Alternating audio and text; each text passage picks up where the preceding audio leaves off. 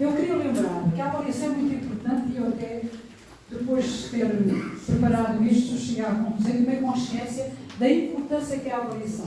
Mas temos que lembrar que a avaliação não é só feita corrigir os erros que estão no lado. Nós, quando estamos a avaliar, temos que ver também o que é bom.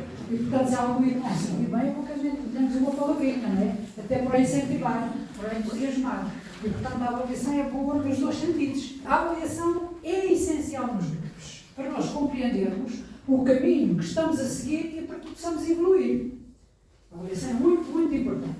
É muito importante porquê? Porque nós vimos as falhas, vimos os erros, vimos as omissões, vimos as necessidades dos grupos. Às vezes, é mesmo o único meio de encontrar a causa do mal. A causa de entrarmos na rotina, do crescimento, sentimos que o crescimento é lento.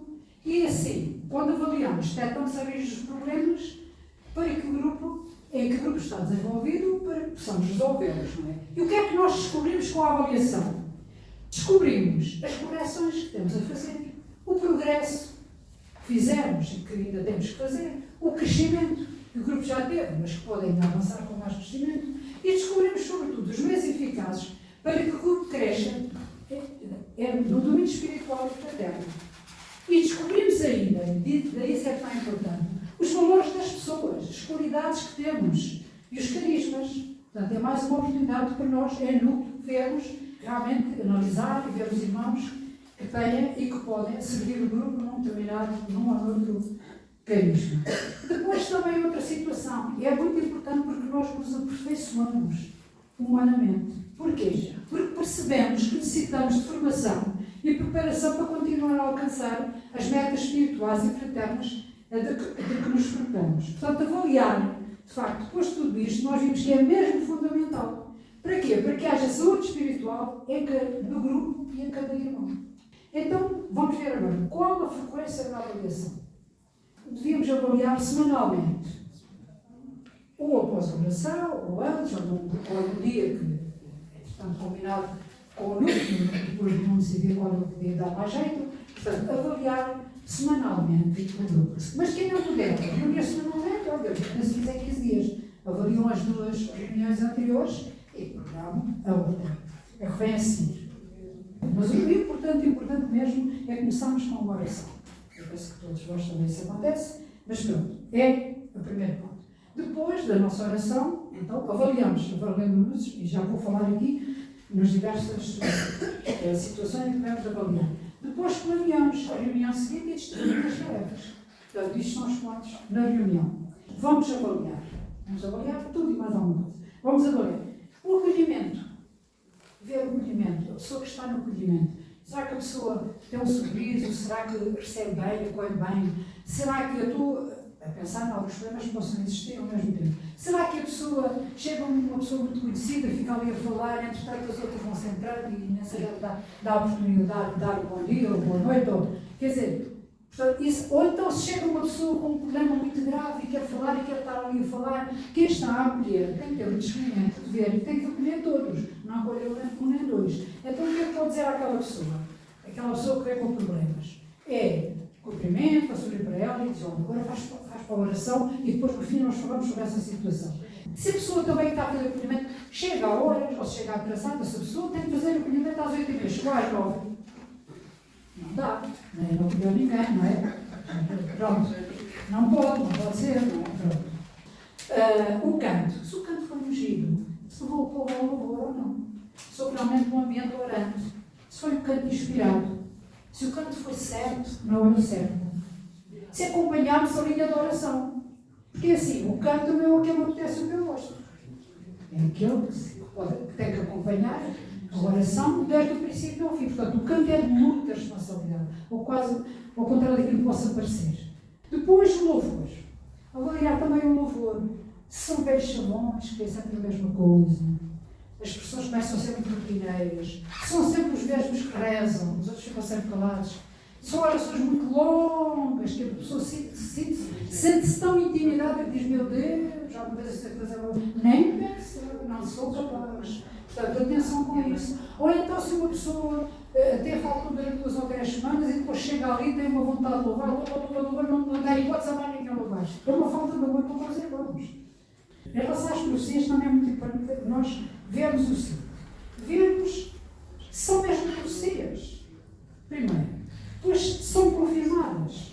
E depois também darmos espaço. Rezarmos em línguas. E depois de uma profecia, não começarmos logo assim, uma verdadeira, não damos. Temos que ficar um bocadinho em silêncio, fazer silêncio. Façamos silêncio para escutar Deus. Porque Deus falou naquele irmão. Mas aquele irmão disse alguma coisa que tocou o meu coração. Mas se toda a gente começa logo, no louvor a Deus e glória a ti, não sei o quê, eu não tenho espaço até para confirmar. Isso é super importante. Às vezes parece que me faz muita falta de silêncio. E quando cantamos em línguas no grupo de oração, vem sempre, porque nunca sabemos quando é que Deus quer falar no coração de cada um de nós. E é por isso ficarmos um bocadinho em silêncio para escutarem. Temos que escutar Deus em silêncio no nosso coração. E depois, estar também em silêncio, porque para a profecia ser confirmada.